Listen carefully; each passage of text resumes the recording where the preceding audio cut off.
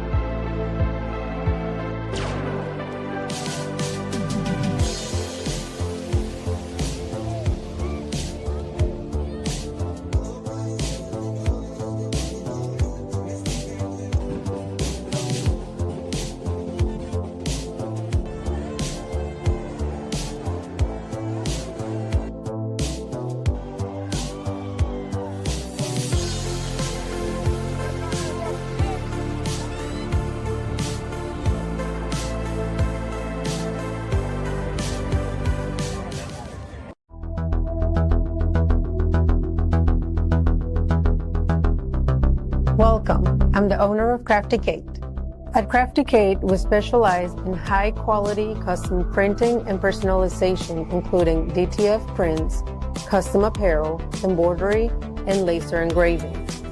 Whether you're ordering a single item or outfitting a full team, we offer no minimum order requirement and consistent professional results. Our goal is to provide reliable service, competitive pricing, and products that help your brand or event stand out.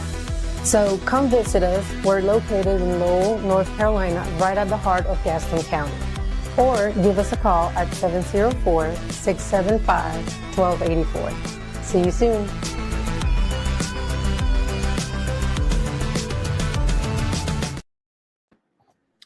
What is good, everybody? Welcome back to the podcast. We've got a special one for y'all today. Charlotte FC held it down at home with a 0-0 draw against Inter Miami. But let's be real. The biggest headline was no Messi, no party. We were all waiting for that moment to come. It never came. So now the question is, what do we actually take from this match? Was it a solid point taken away from this match, or was it a missed opportunity from the team? But things get better. We're joined by a special guest tonight, my boy Jorge Gonzalez from TopBin90. He's going to tap in, breaking it all down with us, see what he saw, what Charlotte did right, what things need to still work right for them. Then we look ahead at what's coming next. Red Bulls at home. You know, they like to play a high press, high energy team. So we'll see how that goes for us. Let's get into it. Brian, Nate, how are we doing today? Doing good, man. George, how are you, man? Thank you for being with us, man. I'm good. I'm excited. I think this is my first or maybe second time being on this podcast. I think it might be my first. I really like that. It's your first. We've had Brian. Yeah. We've had Brian like twice. This is definitely the first time. Yeah. I was like trying to remember, but I'm like, I don't think I've been with you guys. So honored to be here tonight. You guys are always a good vibe, you know, so I'm honored to be here tonight to talk some Charlotte FC. Unfortunately, I'm coming after a draw, not a win, so. That's not your fault, though. Yeah. Even though you did hit us with the, I don't know, man, I don't think Messi's pulling up today. I was like, don't say that. Don't say that. Then you know I'm always right, dog. That is true. That is my bad for doubting you, dog. That is my bad. Yeah, when they were like, oh, he's going to take a different plane, I'm like, this is BS. I was like, why would he take another plane? Like, that makes no sense to me. Like, what does he have to do? He has a dinner at Brickell on Friday night that he can't miss? Like, what? Yeah. Man. So, like, he's just scared to play in Charlotte. Do you think, like, Charlotte knew that he wasn't coming, or that's just internal within Miami? I think Charlotte found out at some point. Whether it's Friday, whether it's Saturday morning, they knew. But think about it. Like, what benefit do these clubs have by telling you guys that, you know, Messi's not coming? You know, they want to sell these stadiums out. They want, like, that's just the reality of how they do business. Yeah, business is business. So even if they know, they're not going to say anything till they have to say something, you know? And so the unfortunate part was that, you know, there was people that traveled 3, 4, 5 hours. Where you at, Pat? Where you at? that weren't that came to this game to see Messi, and they were SOL because they didn't see him. Yeah. 40. Sucks to fucking suck. I know he did that too. I think it was Chicago Fire. Well, they were playing in the bigger stadium, and he didn't show. I guess that sucks. But Yeah, but I think I also look at it from Mascherano and like these guys because Nashville rotated heavily this weekend as well. Like, I mean, they've won the MLS Cup, they've won Supporter Shield, they've won the League's Cup, right? So for them, it's the CONCACAF Champions League that they're going to try to go for, right? And so that because they want more of that international presence, and that makes sense. If they can qualify to another Club World Cup, if they can qualify to these tournaments, that's what Miami isn't looking at the MLS market. It's trying to grow as a global brand, right? They've got Messi, who's a global brand, and they want to continue to add to that. So to me, it makes sense. Like, also, you're limited to how you build your squads in MLS, right? With, salary caps, with senior roster slots, like all this stuff plays into a fact. And, like I'm like, it makes sense that he's going to rotate. Like, it's a game in Charlotte. It's early on in the season. Even if they would have lost, it really doesn't mean much in the scope of what they're trying to accomplish. yeah, I totally agree on that. But to me, like as a Charlotte fan, I feel like points drop. I feel like later on in the season, this is looking, and we're going to look at the table, and these are going to points that are going to be like, damn, these 3 points could have been needed.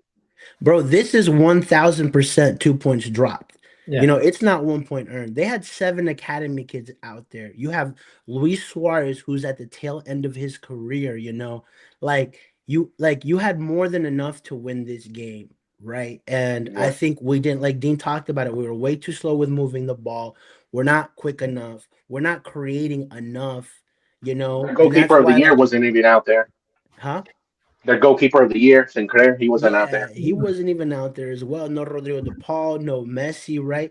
And still, all of that, Inter Miami managed to outpossess us, which is kind of crazy. At So home. the only game that we've held more possession was against Austin this whole season, and they were down a man. So these are one of the things that, like, as I'm looking at Dean Smith, like, I still haven't seen the evolution of Charlotte FC, and that's where we're kind of I'm looking at for this season. Like, we should see like an upgrade. Like Brian talked about it on our show last night about cohesion, right? And I'm still not seeing that. When I look at Nashville, I know what they're playing and I know that they've elevated their squad, and it doesn't feel like we've quite done that here at Charlotte just yet. And Zaha touched on it on his last presser. It's like they're a little bit more comfortable with kind of the way they've always played, which is more of a transitional team than trying to hold the ball and create more. Yeah, I don't see the like.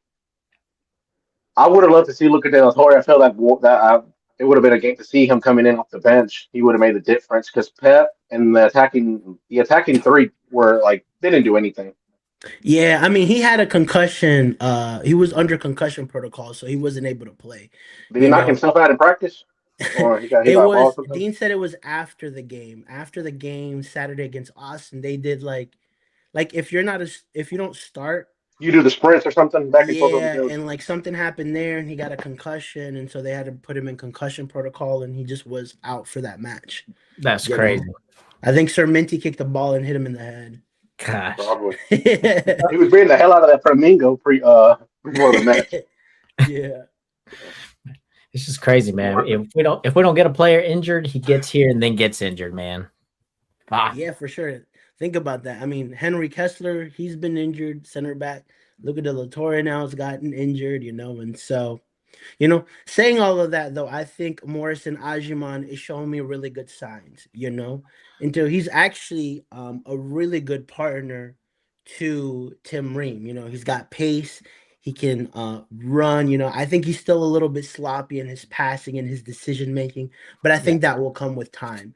So he was in my opinion, one of the bright spots of this game. Like even after his mistake last home game, you can see that there is a improvement in a guy like him, because unfortunately Andrew Pivot had his opportunity and it feels like he's lost it now. Yeah. Yeah. What Tim Reams got called. I saw the announcement. He got called up to the national team. When do they actually leave? Is this Privet's So chance they to they, come? they will play this next game and then they will head out, because Okay. it's an official FIFA international break. So everybody that gets called up, that's why we won't have a game on the 28th, Okay. And so our next game after that, I want to say it's New England. I So want right to say. now, if I Privet, there's no way in the team right now. If you, Yeah, right? it's become tough for him because now he's behind Morris and Ajuman, and then when Henry Kessler comes back, I'd imagine Dean wants to give him an opportunity, you know. And so it's Philadelphia that we play after, not New England. My bad. After Red Bulls. That's right, Philly. And don't call him Ajimane. It's only Morrison, by the way. Yeah, I mean, I get it. We call him Morrison, but I think trying to hide that his last name is Ajuman is kind of weird. True. I mean, but The what's his? I know his name is Xavier, but I don't know if the MC guy that hypes up that does the walkouts and the lineups for Charlotte yeah, FC. He came up to before the match and he I said, "Make saw sure you." that. He's like, "Make sure it's only Xavier." I was like, "Okay." So I guess I don't know if that's something he doesn't like Jermaine or whatever. Yeah, which I mean, like they could at least give us a better explanation than just making it seem like it's a sin to call this guy by his last name as well. You know what I'm saying? Like it just doesn't make any sense. Because I Like think it's more if you marketable, tell right? me his name is Morrison Ajuman and he goes by Morrison, can you please call him Morrison? Okay, yes, we're gonna call him Morrison. But then to try to hide the fact that his last name is Ajuman is kind of weird. yeah, true. You know?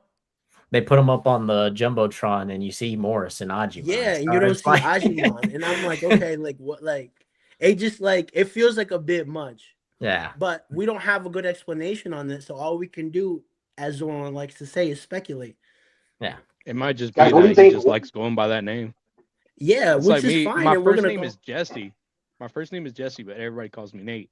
Yeah, yeah, but I don't. But you don't try to hide your last name, you know, like, and it feels like they're Yeah. going above and beyond to try to hide his last name. That's true. They drafted him. Yeah, Hey, but he's been solid, dude. I sit on you know how like we have like assigned seating now for like media. I sit on the supporter side left hand, dude, and he had a beautiful, beautiful tackle, dude, right And in he has front a of me, dude. yeah, and he And has a head on him because Suarez was going at him like he was talking shit to him, trying to push him on the corner kicks. He has a head on him, something that yeah, I was about to say that's one Saha thing that I doesn't because really he was like letting about a him. 20-year-old who made his debut get him hot. Yeah, he Lucky he didn't get shrugs sent stuff off. right off. He doesn't let that affect him. He has a pretty solid like, understanding that like we can't let these guys get to our head. The opposite of Zaha, you know what I mean? yeah, absolutely. And again, he's a good compliment to Reem because Reem's up there in age now. He's not gonna run back or track back the same Yeah, way yeah, yeah. Morrison is doing, you know. And Yeah, yeah. so he's been a good complementary player to him. Yeah, for sure. Because Reem's got good positioning, but like Morrison Yeah, is good there just in case positioning. like a slip up or anything. Yeah, can play you a really good long ball at times. I think he had a decent game too. Yeah. So Yeah. George, what do you think is going wrong in the attacking third, man? I think it's not enough volume creation, you know? And part of that is because we're still not being able to evolve in that midfield. I mean, that's why you brought a guy in like Luca De La Torre for more progressive passing. And Dean talked about it. Like there wasn't enough of that this game, especially the first 20 minutes. It was so slow, you know? Mm-hmm. And so when you're not creating more, when you're not holding the ball and you're not providing opportunities for Pep and Zaha to create, then Toklomati's not going to have the chances, right? You know, he's struggling a bit, and part of it is because of that, because there's not enough volume coming to him, right? And so I think it's this team to me just continues to fail to evolve to that next level, you know, and it feels like they're kind of regressing back to what they know, which is just being a good team in transition. Like we like Dean is trying to figure out how to get these guys to play more of a possession based game, you know, and it feels like we quite don't know how to get there just yet, you know. Yeah, because it feels like we get to the 70th minute, and you're either going to bring Vargas in or target Smalls, which I have no idea. I don't see nothing special in him, but Dean Yeah, like, favors him. and this is one of the things that we talked about on our show as well. Like when I'm looking at some of these subs, like, okay, Archie makes sense, you know, he's the other striker, right? But the fact that Tiger Smalls, which no disrespect to him, is ahead of Nymphasia, is ahead of Aloco, these guys are killing it in Crown Legacy, you Yeah, know? for sure. And I think Brian said it the best. There's nothing we can learn from seeing them score 2 goals and have assists in Crown Legacy. We need to see them on the first team, right? Yeah, And absolutely. so, yeah, some of these, like, again, like we talked about having depth on the bench, and there's really not a lot of answers. Like Vargas is really our only answers. Like Archie will work hard, but he's still young. I'm not gonna expect him to come and try to resolve the game first or try to nab a 1-0 goal and call it and get us to 3 points, And so that's where I'm like, okay, like some of these subs that we're making is kind of what we have versus how we can actually progress, right? And again, Liel Labata, I think, was kind of our best DP out of the three, but he still missed clear opportunities. For me, like he's in year 3 at Charlotte FC.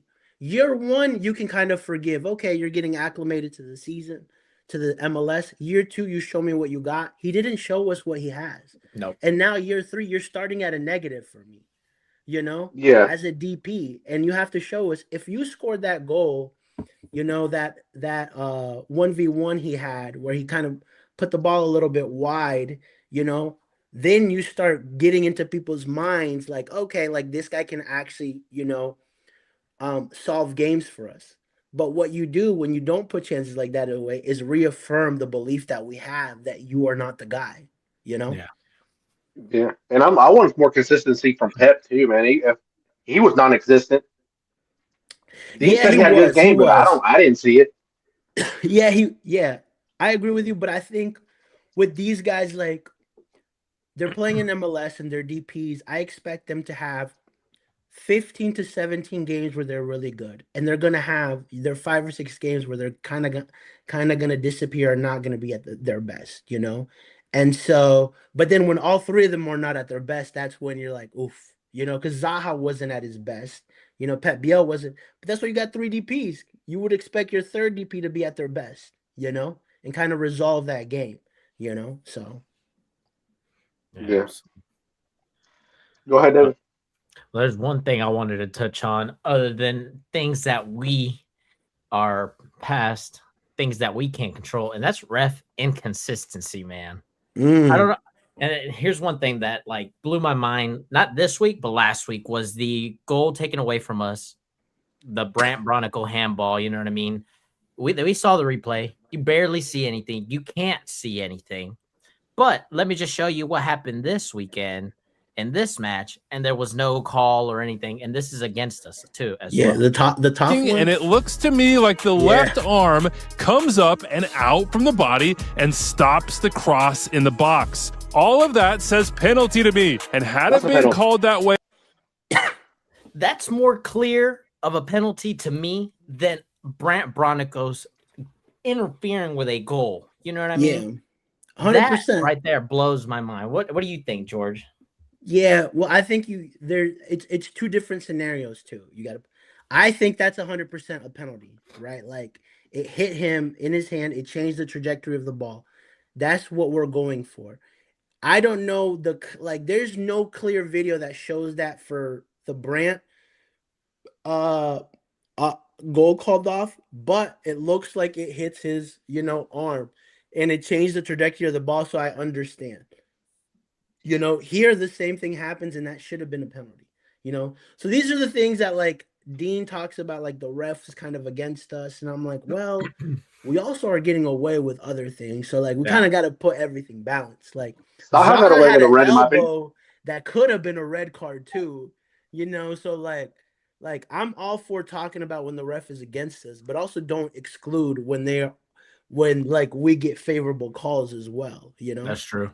Yeah, because we do be getting lucky sometimes. Yeah. Speaking of the red card, when Mascherano gets sent off, did he spit at the ref? It looks like he spit. It looks like it. But I mean, like it might have been just a Mascherano thing. I think it looked like he spit on him, but I don't think he really did spit on him. And that's another thing that like I don't understand how we go Inter Miami. Inter Miami is your typical South American team that's going to be aggressive, that's going to try to get calls, that's going to be in the ref's face, it's going to try to annoy you.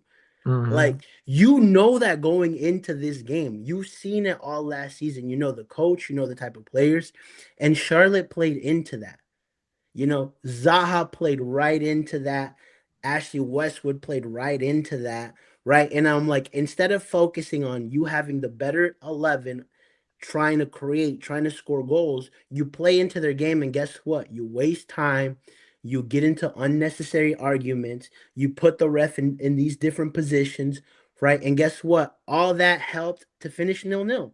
And they accomplished what they needed to, which was come to Charlotte and not lose. Yeah, Yeah, they got the job absolutely. Yeah, in my opinion, we didn't look great. There was probably a total of 35 minutes, in my opinion, that we looked like the better team. But like you said, we played their B team, in my opinion. I remember my brother Brian texted me. He said, "We're about to tie their B team." And I was just like, yeah, the only notable name out there was Suarez. Yeah. That, and I think it was Sergio Regulon's first game too. Yeah, that And so, too. and even with that, this guy came in and he was at the end of 2 set pieces, like he's been there forever. And I Yeah, was like, for how real. is it so easy that this guy has just come into the squad and is about to score on us? Yeah. A figure 4 leg lock hurts, man. But to touch on what your comments about Zaha, it's 4 games and 4 yellows. The next game, if he gets a yellow, it's going to be a suspension. So he's Listen, How long lock If he it goes in. if against the Red Bulls, if he doesn't get a yellow or anything, is he fine or it doesn't matter? That's the next yellow, he's suspended. Yeah. There's like an accumulation period. Like if you have 4, I think it takes 3 or 4 games for one of them to drop off. So if he doesn't get a yellow and then gets a yellow at the next one, he will get suspended to the following game. I don't know the exact rule, but it's 3 or 4. After 3 or 4 games of not getting yellows, you get 1 dropped off. Yeah, on top of every team's like match report or whatever, it's like probably on top. Yeah, Work like up Saha. if I'm any coach, one of my tactics for whoever's defending Zaha is like, just piss him off. Yeah, for real, dude. Man, Just mark piss him him off. and It's very make him mad. easy. Get in his ear, tackle him a little bit harder than you would tackle somebody else. Grab him a little bit by the shirt, push him a little bit, and you know he's gonna react. What a life. Brian, you're a fool, man. I can't stand you, dog. Oh my goodness, man. But hey, somebody I want to talk about Brant Bronico, dog. Brant Bronico, dude. 150 caps, man. The mayor, Yes, dog. The mayor, dog. That's my Hey. homie right there. Hey, listen, I'm going burger for burger with him right now. So. See which was better, yo. I gotta try that TopBin90 burger. Yeah, it's gone now. It's Brent, gone. Damn. you know how like rappers release their CDs after like somebody else's because they don't want to get into that #1 momentum? That's what he had to do, dog. He's like, oh, the TopBin90 burger's dropping. I gotta wait a couple of weeks to drop mine because this is gonna be #1. No, I'm kidding. He need the TopBin90 beer now. Dude, for real. We'll do a drinking contest. TopBin90 for governor. Senator. TB90 for Senate. Dude, I'll get corrupt and I'll start my own team too. Calling he had at least 2 red cards before he leaves Charlotte this summer. Damn, that would be terrible for Zaha. He's for sure getting a yellow on Saturday. I'd put money. Yeah, like if I'm a betting man, I'm betting on a Zaha yellow. For real, that's easy money right there, dog. Well, he gets to go on vacation. Yeah. Yeah, longer vacation. That's a good point. Oh, shit. Well, let's jump into the next match, fellas. Red Bulls at home. We've got a win. We've got a draw. What's coming next for us at home? Brian, what do you think? Well, first of all, I hate Michael Bradley.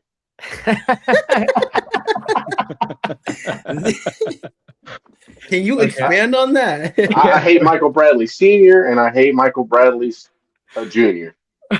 I just don't like growing up, man. I'm Mexican, like watching them, like the U.S. and the Mexico games, man. I just hate the Bradleys. I don't like them. I have a nasty taste of Bradley, Chipping Ochoa, and the Azteca.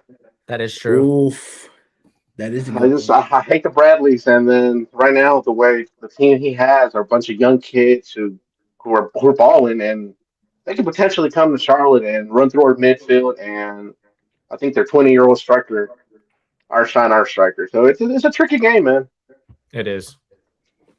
What about you, George? What do you think? How do you think this match progresses for us this weekend? Yeah, I mean, kind of going into what Michael's doing, he's kind of changing the system up, like you said, Red Bulls used to be more of that like high press kind of team, and he's trying to make them a little bit more possession based, right? You know, they won the MLS Next Pro, I believe, last season with him. He brought a lot of these guys up, you know, and I think this past weekend they were able to pull a point in Toronto, you know, with a veteran striker in Choupo-Moting, right? And Hmm. then they also have a guy like Emil Forsberg, you know, who is on his day is a very, very talented player.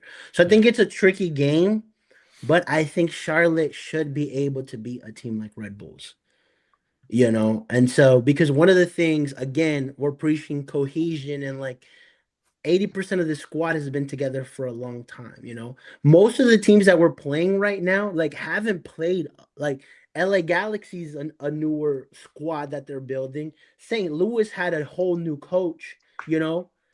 Inter Miami had a whole bunch of B players that haven't ever played together, and somehow most of these teams still find a way to look better than we do, you know. Yeah. And it's kind of a similar thing here with Red Bulls: new coach, new system, a whole bunch of new players. You should bet on the experience of players that have been together, guys that have quality like Pep and Wilfred Zaha. Plus, you add the X factor of being at home, which I think needs to be a thing, right? Like they need to figure out again, like against Inter Miami, against Austin, against these guys, how to win because you have to continue that reputation where you want people to come here and feel like, dang, this is going to be a really hard match. You know, I think Inter Miami kind of came with that mindset, but having so many players change, you know, kind of benefited them. Because think about it, last season with Messi, we beat them 3-0. You know, that was arguably a better that no, not arguably, that was a better squad, you know, and they went on Yeah. to win the MLS Cup, you know, and Yeah, with a whole bunch of academy kids, they were able to pull a point here, you know. So I yeah. think And that's outside looking in, if the Red Bulls are looking at tape, I'm confident in confident at least trying to get a point in Charlotte. yeah, exactly. There's a rubric now that you can look at and say, okay, this is what Inter Miami was kind of doing. This is what Charlotte failed to do, right? How can we make sure that they're still slow on the ball, that they're not progressing it really well, that we kind of take control of that, you know? And that those are some of the things that I would be thinking of if I'm Michael Bradley, right? And again, how do I annoy Zaha for him to get another yellow card? Yeah. Yeah. So that just overall, what I'm just taking from that is it just we're a predictable team, all in all. Teams know how to play against us. Teams know how to set up against us. And once they're rolling up against us, if they need to make tactical changes, they know how to make them on demand for it to affect us in the long run. Yeah, now, yeah, I think so. On the plus side, though, we're still only a couple games into the season. And what we figured out from Dean Smith is that sometimes he has slow starts, you know? Yeah. And then somewhere, somehow, he finds these teams to start clicking, right? And once they start clicking, they go on really good runs. You saw that last year with the 9 wins, right? You saw that his first year where, you know, Tim Swiderski came in and it was kind of a little bit blah in the summer, and then boom, you know, they had that really good run at the end, and they found a way to finish fifth his first season, and found a way to finish fourth. You know, so I'm still banking on that from a guy like Dean Smith that he's gonna find where to make these guys click and kind of go on a positive run. But the thing about that is you have 5 home games, so you have to make those count. You Yeah, know, you absolutely. need a cushion because we've already seen that we're not a great team when it comes to us traveling. Yeah, Yeah. for sure. Yeah, And at all. I don't even think we're matching to the quality of the opposition. That's true. Yeah.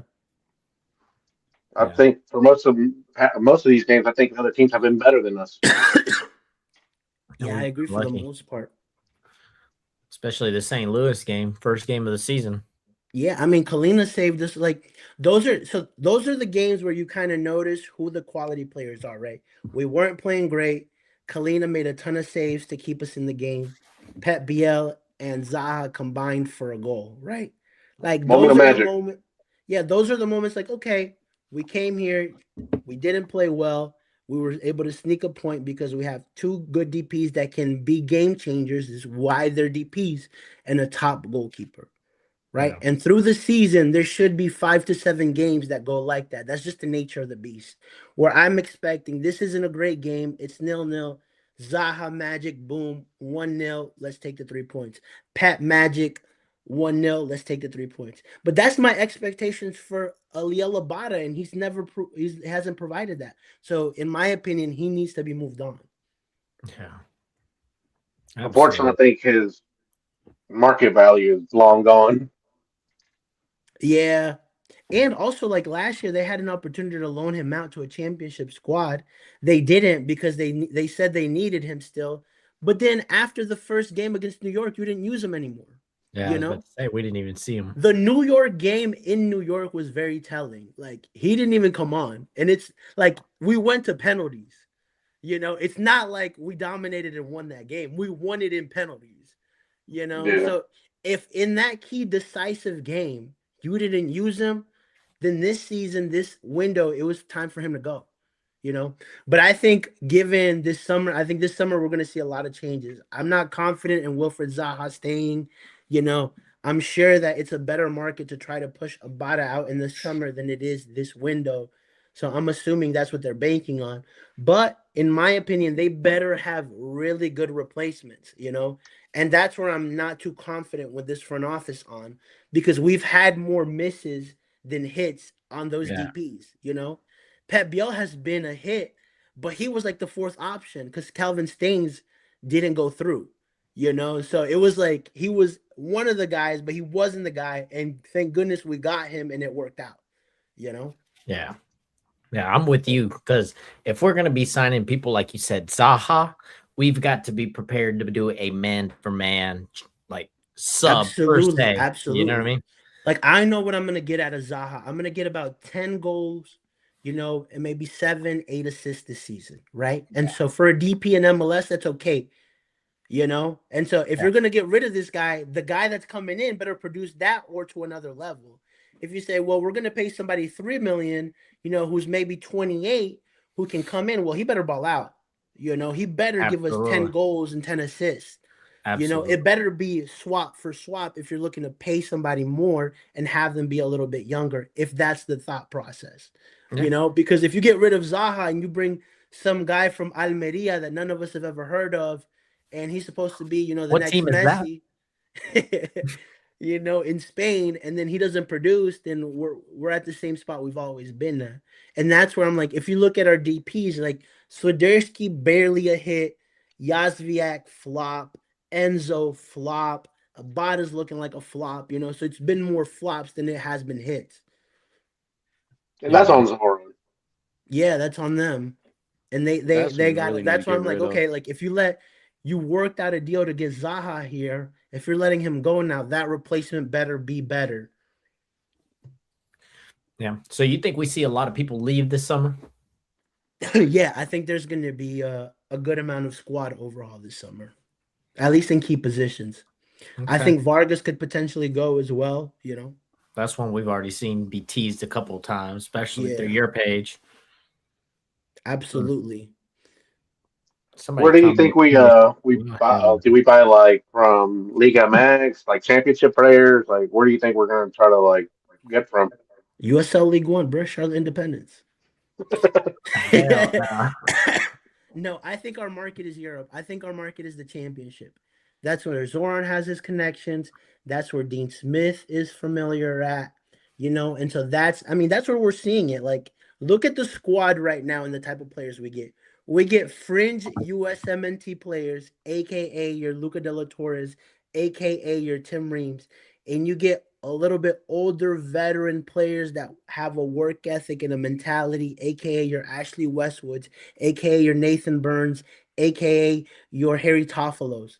Yep. That's kind of what Charlotte's known for right now. Those are the connections, and that's kind of like now we have a base to go off of. This is the type of players that they go for. Start calling up. Yeah, absolutely. I don't understand. Like Aaron John's a good midfielder, but in my opinion, we need wingers. For real. You have a local and you have Nimfasha out there like just playing for fun, bro. Yeah, bro. Nimfasha has three games, 3 goals, 1 assist. Like, what the heck? Why is he not on at least on the bench? Yeah, Loco has even better stats than that, dude. Bro, I saw him During the Crown Legacy, he came off, ate a burger, went back in and scored a goal, dude. Is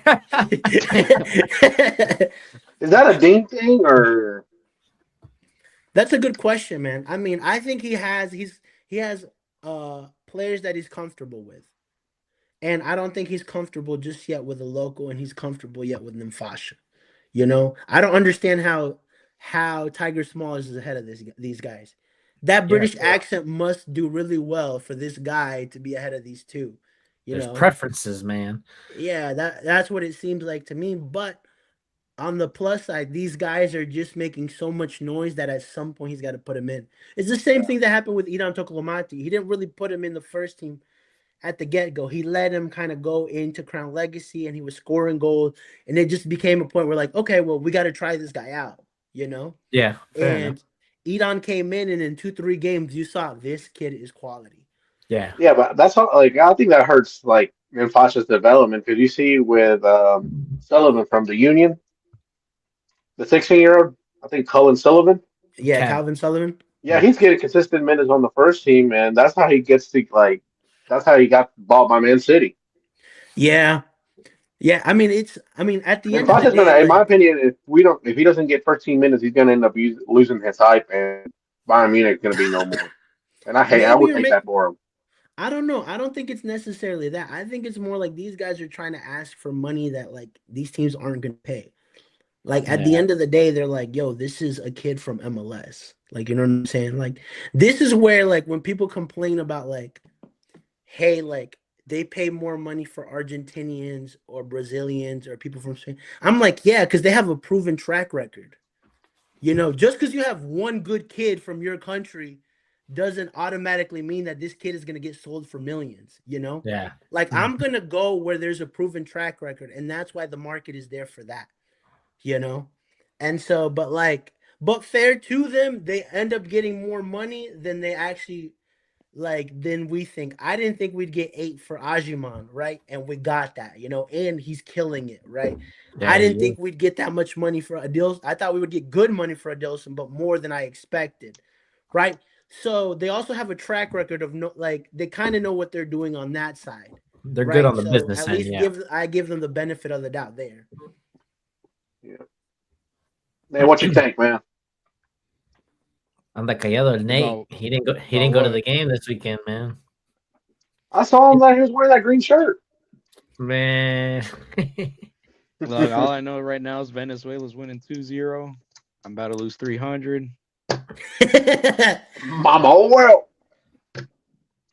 No donuts at the game this weekend, unfortunately, then. If Nate loses his parlay. I think no donuts for a month, baby. Damn. But nah, I mean, going off of what you guys were saying about styling players and shit, quite frankly, I lost confidence in the front office with Zoran. He hasn't really done shit, but everybody's still using that excuse that, oh, we're a new team. Stuff needs to work out. We're 5 years in. We're 5 years in. I mean, anybody that was afraid. That part is true. That part is man. True. It's all That's right. why I don't. March Madness, I'm going to make it up. That's why I don't gamble, man. I don't bet on anything. I don't do any of that. Bro, look, Derek Jones bet on himself and lost, dude. So lost a lifetime of playing in the MLS, which is crazy, dude. That is crazy. That's and crazy. if you think about it, it's pretty smart, though. You know what I mean? You hit up like your third cousin saying, hey, bro, I'm about to get a yellow card this game. Just put some money down on that. Just know. Listen, we saw him out a couple of times, too. Yeah, we did. That man was a frequent at QC. He said, I'm cashing in, baby. Yeah, dude. I was like, dang. He'd be out. Charlotte just got done losing. He'd be outside. That yellow card paid off, huh? Yeah, for real, dude. Yeah, I didn't see you just contract. Didn't you get carded off this game? That much. I'm gonna make it up. Prime words from a chronic gambler. That's sure. You know what's crazy, dude? We should have seen it coming from Derrick Jones because there was a little period where he got suspended for like a small amount of time and like nobody knew why. And I'm pretty sure that it was all from Yeah. there. To be fair, he was decent for us the last season. Yeah. He was playing well. The Yeah, he funny was thing a was people in medium. the comments were like, "Who is this?" I'm like, "How do you guys not remember Derrick Jones?" Like, it's not like we've existed for like 30 years. For We've real. only been a team for 5 years. Yeah, it's like saying you don't remember Carujo Guzman. You know what I mean? Yeah, dog. For real.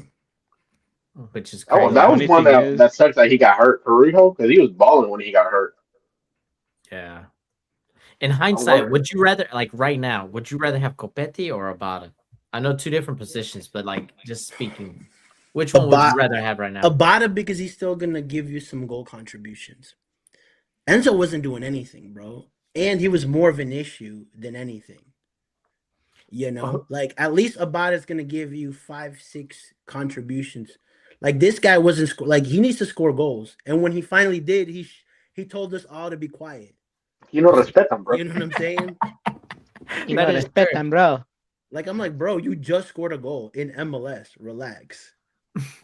With that being said, who do you Against a think bottom is seed more? team. Who causes more issues? I mean, not Abada, Zaha or Copetti? Copetti. In what way? No, Yeah, as wait, yeah. in like complaining towards the ref. You know what I mean? Like not being able to keep his mouth shut, engaging when he shouldn't be. You know, I having a little bit of It was composure. more annoying with Copetti because he wasn't giving you no volume, like no goals or anything. Saha at least gives you an assist for a goal, you know? Yeah, Zaha's Yeah. a game changer. Like this is just who Zaha is. He's gonna complain and he's gonna have good games. He's gonna have games where he disappears. He's gonna have really good games as well. And so you kind of have to take all of that. With Enzo, like you get the complaining, but you don't get any goals. You don't get shit from that motherfucker. Yeah, you really don't. Yeah, he was our biggest fan when he threatened to sue us too. Allegedly, just in case he's listening. Allegedly. Man, Well. they got done dirty. We had the worst play style for Enzo. What Yeah, is he that is doing now? nothing. We don't hear much Somewhere from in him. Argentina. Yeah, Wherever you guys send him back. yeah, dude. Watch him. He's gonna end up in FK Kukuriki with the rest of them soon. The gulag. They fighting in the gulag right now. They sent Brendan Cambridge out there. About to be next. What, He's bro? out there. That Out there move with from Vinny Mello. Cambridge, bro. I did not expect that at all. What? Him going all the way out there, Brandon Yeah. Cambridge. I would have expected to see. That really is the fucking gulag for our players. Yeah. Once you go there, you disappear. I was curious. Enzo Copetti at Rosario Central, 54 appearances, 4 goals. Damn, Dang, he's been there, what, 2 years now? Yeah, dude. that's terrible. Yeah, That's 2 goals a year. Yeah, bro. That was a DB Abada's that got we more brought. goals at Charlotte than he does, and he's not even a Yeah. striker. Yeah, we didn't see shit from Copetti, dude, which is crazy because all the hype, El Tanque, he was big, good in the air. Yeah, for sure. I mean, the game against St. Louis, and oddly enough, he scored the first ever goal in St. Louis at City Park. And It it was was a a nice golazo header. too. It was that Swiderski crossed to him, and so it was a great goal. But then again, like he wasn't consistent enough. And that's where, like, when Zaha signed, we said the same thing. If you're gonna talk like this, you better produce. And at least Zaha, more often than not produces. That's why Luis Suarez was crazy biting people, but you didn't care because he was scoring goals for your team. Like, if you have a player like that on your team that's, an asshole, but he's putting up the numbers, you kind of look away at some of these things. That's just the reality of how football is. Yeah, But if you're going to talk and be ass on the field, then you're going to get a lot of hate. yeah, definitely wasn't a team player, dude. Yeah, he didn't You get think Dean just lets it slide with like the attitudes and egos? Say that again? You think Dean just lets it slide with like the egos and attitude? I actually don't. I think they have one of the things that these players talk a lot about is the culture, and even the way Zaha is, they kind of know how to control him in the locker room.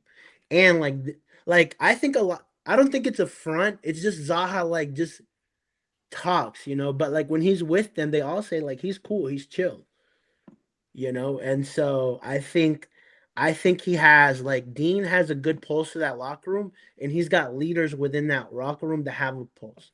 Your Ashley Westwoods, your Tim Reams, your Harry Toffolo's, your Zahas to a degree, Because look when, and I think the best way to tell is look when Idan Tokolomati scores a goal, how he celebrated with Zaha a couple of times.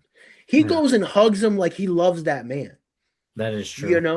So Yeah. that to me tells me a little something like, okay, like you're being a mentor to this kid, because if he was scoring and like saying like screw you, like it would be one thing.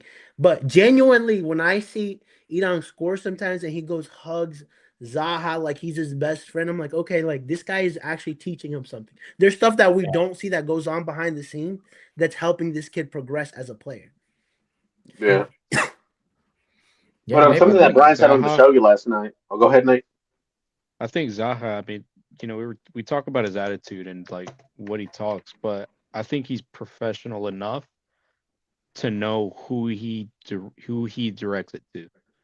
So like he knows us, we don't understand what it's like going out there, getting kicked, getting fucking fouled, getting thrown down on the ground, and the ref not doing anything about it. But we just see his reaction to all this shit, and we judge him off of that. So I think he kind of like understands, like his teammates understand that he can't help it, but we don't. So I think that's why like a lot of his like rants that he goes on. At first I didn't think it was justified. Now I'm like, he's kind of got a point. Yeah, Like, and on getting that, kicked add around on and to all that, this shit, Brian on you can't help it. up in the show last night said that Zaha prays like every game he carries the anger from the previous game. All the times he got kicked, all the times he got tackled, he carries that anger into the new game. So he's already mentally, he's already beat up because he carries everything from past games. He doesn't start fresh and new. Yeah, and I think that's just like he's just like 100%. That's like he's just very intense in the way he is, Yeah. And that's like it's very interesting because like he will be super intense like that confrontation we had, and then the next day it's like nothing happened, you know. And so that's just like part of who he is. Now I also think there's like a weird kink where he just kind of likes the negative attention because he like sometimes like I'm like you're bringing this up when you don't really need to bring it up, you For know? And he's so I'm like, like let's just part get of it you out of the kind of way. likes the viralness of being relevant about something, There it has something in him has to like that too. Cuz sometimes like It's still by your house. yeah, exactly. Like why do you need to respond to this kid on Snapchat, Yeah. Yeah. This question's for you, Jorge. Does it bother you that it takes Zaha like 38 minutes to answer all the questions you ask at the presser? Hope he talks like he is a philosophist. Honestly, it doesn't. I like that he like spends some time like thinking about his answer, And even sometimes like he's like, I don't understand what your question is. Can you repeat it?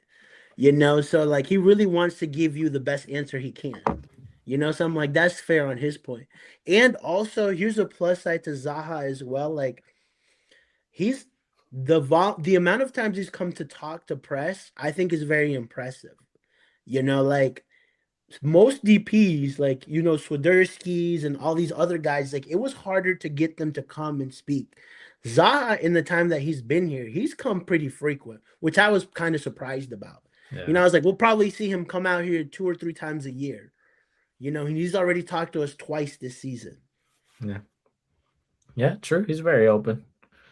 I thought that was pretty funny. He said, Zaha, what's your favorite color? Well, so when I'm out on the field, no one wants to respect me. I sometimes feel like my ankles hurt. But sir. Oh my gosh, dude. No. But all in all, the only thing we need to get to is we need more consistency from the top 3, man. We need to see more goals. We need to get dubs. In my opinion, this result at home against Inter Miami, even though there was no Messi, it felt like a loss because if there was some Messi, and there was some action within this game, maybe I would have took this draw and been like, hey, there's some positives to take from this. But I didn't see any positives from this game at all. I didn't see any consistency from anybody. It just showed previous behaviors from last season, especially Lil Abada, you know, like one good game, one bad game, on and off. It's a roller coaster of like performances from him. So I don't know, man. Hopefully we do good against Red Bulls because I can't stand the Red Bulls, bro. Yeah. Look, Listen, I've been the drinking one White good thing. Monster all week. White White Monster. Monster all week. That's all I've been drinking. Fuck Red Bull. That's funny. Well, not having Messi there this week, and I was able to text, you know, this girl I used to talk to. I was like, I know Leo's not here, and it reminded me about how messy things got between us, and I wanted to hit you back up. So at least that worked. He said, "Boludo, vení."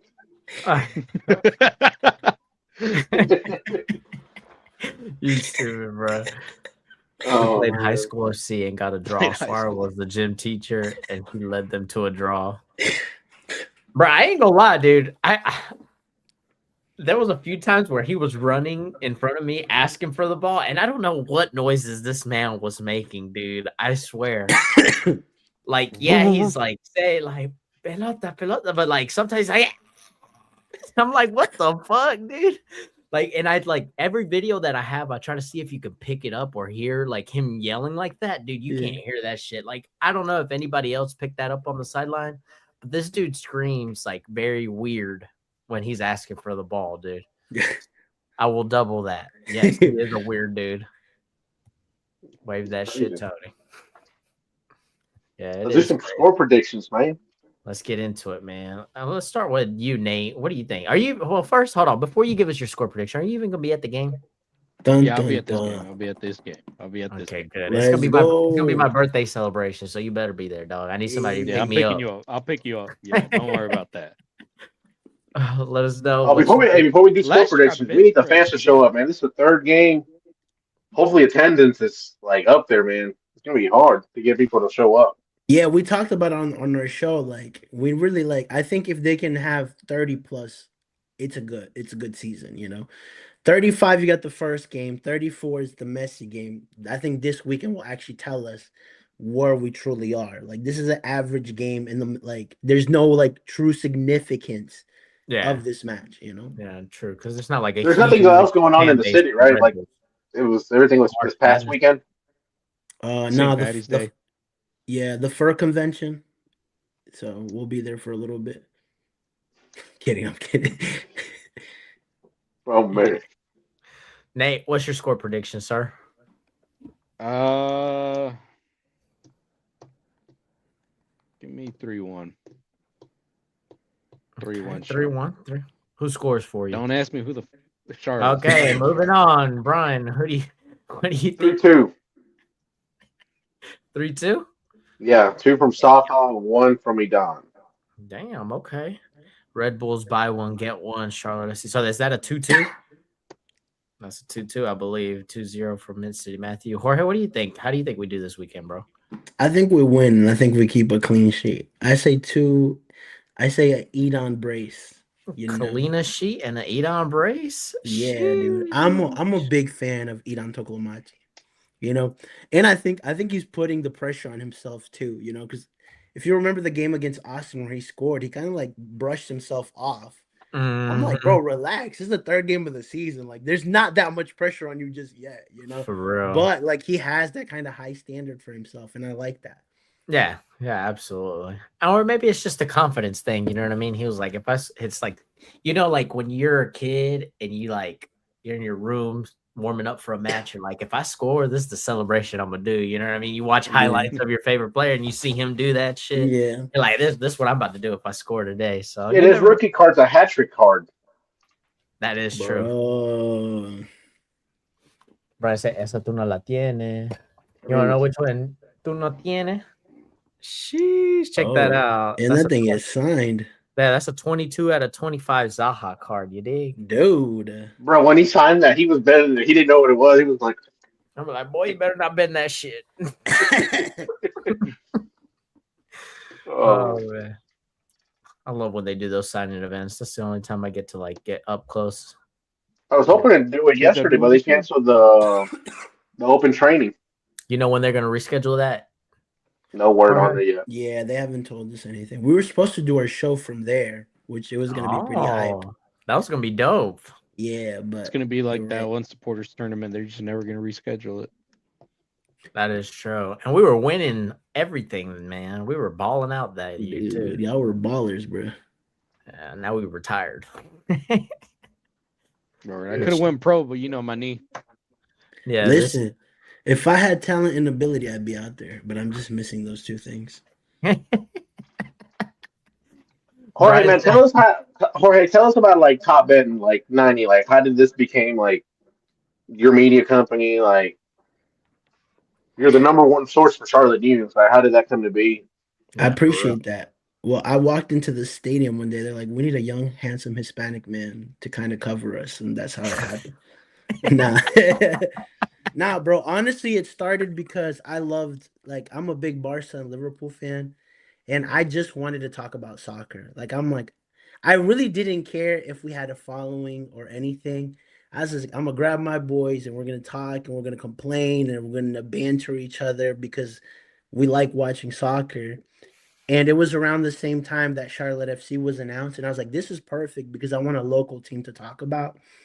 And I've always been good at building relationships, like I've got like a sales background, and so that kind of led into us getting the access early on, and also, building those relationships and putting the news out. And so now we've built kind of a system and we have really good people, right? We have Brian, who's phenomenal, Aaron, CJ, Cisco, Riley. We have a really good core of really good people, and so I think that's like what I'm really grateful for. And I'm really thankful too that like Charlotte gives us credentials. Like if you go to a lot of these other markets, like we do not get the same kind of treatment that Charlotte gives us. Like they just want old heads in there that know nothing about soccer, that like cover the local news. But Charlotte was very like progressive thinking in that, saying, hey, like these guys are going to show up whether they get paid, whether the team's doing well, whether the team's doing great, whether the team's doing terribly, so, and I think they see that with us. What did it say, Yeah. Cisco? He's still Tour do that song about the dogs. That shit was hype. what? I Platinum don't ass get hair. You don't know Cisco? it. No. Somebody send me a picture of Cisco. I'll pull it up. Hold on, let's see if I can do it. What do you think has been the biggest story you broke of Charlotte? There's just been so no, I'm kidding. You've been viral a couple times, Really? dude. Yeah, I mean, I think the most memorable one is obviously the Miguel, like, saying "Estamos jodidos." That really put us on the map everywhere.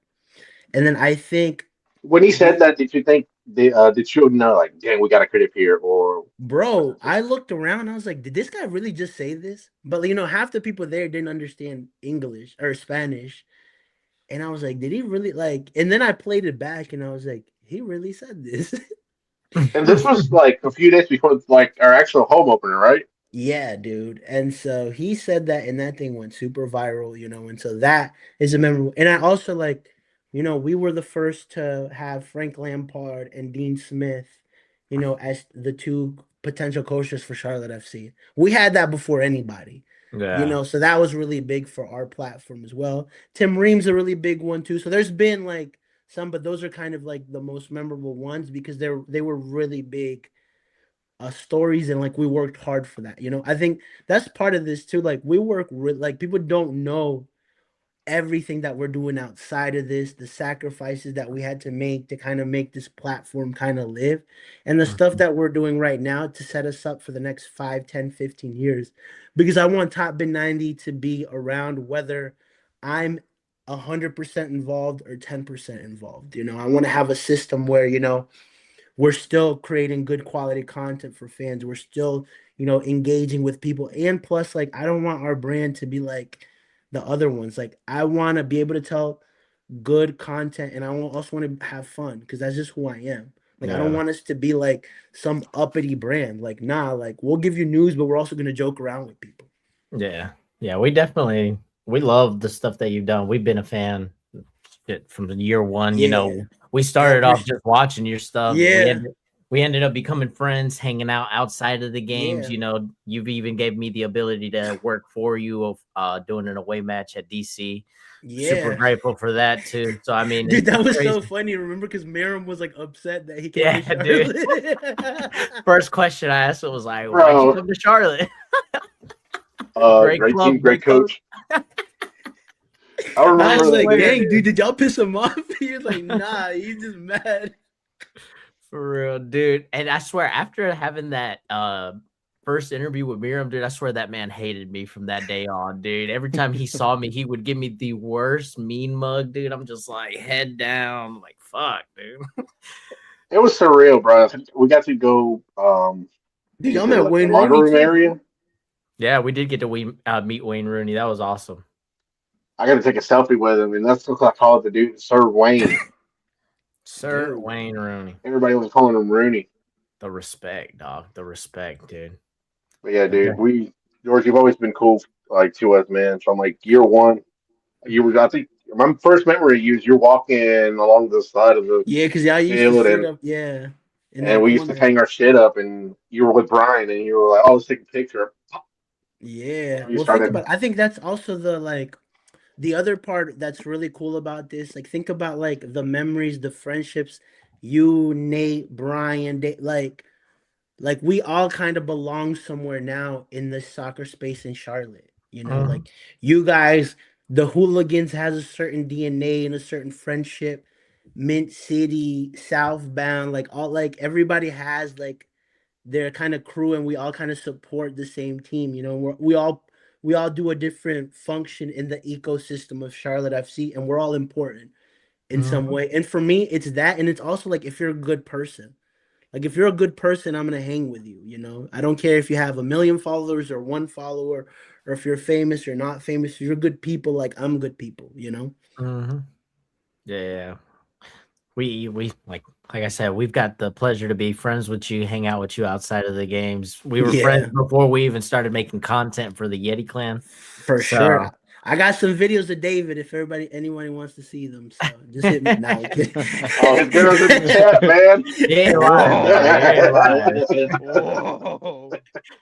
He's like, you ain't getting invited to this show anymore. All right, hey, when I see George tell him bust a move, that man can dance. Yeah, for real, man. Hey, nothing beats a night out with the TopBin90 boys, bro. For real. And Manny. Can't go wrong with a night out with Manny. Roll the tape, please don't. Get me in trouble, for real. Oh my gosh, dude. But anyways, dude, it's been a whole hour now. Jorge, dude, we appreciate you coming on for the first time on our show. Hopefully we can get you back on sooner than later. Hopefully when we get a dub, you know, have some good news to talk about. But let the people know where they can find you, where to subscribe, where to follow. Yep, at TopBin90 on all our socials. And so give us a follow if you don't, you know, and so we're always putting out content, written articles. We just did a great piece with Harry Toffolo, you know, and so he was a really good interview. I really hope he does well for us, because he can be another guy that can be like a Westwood that will be good. If he's good on the pitch, I know he's going to be good off the pitch, you know? Yeah. But again, like, you got to be good on the pitch, you know? So, that's true. It looked very promising against Austin. So, yeah. Nate, Brian, we appreciate it. And it's been great. Happy St. Patrick's. Yeah, for real. The tailgate's going to be fun. We got a couple birthdays green celebrating. We got DJ Madrid. Sheesh. Come on, bro. No DJ Barca? Sorry, nah. Unfortunately, no. If there was one, let us know. We'll put them out there. Capo Davis coming back. Never. Yeah, true. Not doing media this weekend. I will be a fan. Birthday weekend, so I'm gonna be out there celebrating. You know what I mean? You know what I mean? Out there drinking responsibly with the homies, with my girl. You know what I mean? I like that, dog. Yes, sir. So, you guys, we appreciate you. It's another episode of Hula Talk. We'll be back next. Like this I don't know if video. we'll be back next week. I don't know if we're gonna do one on Tuesday because my birthday falls on Tuesday, so we might not do a podcast. Might fall on Wednesday, but just stay tuned. We'll let y'all know. But nonetheless, we appreciate y'all for tuning in. Like, subscribe the video, follow us on Instagram. We'll see you on Saturday. Jorge, Nate, Brian, we appreciate you. Brian, tell the people what you always tell them before we close it out. Make sure to like the video and don't forget to wipe from front to back. We're out. Fuck Aquí ice. estamos y no nos vamos. Here we go. See y'all.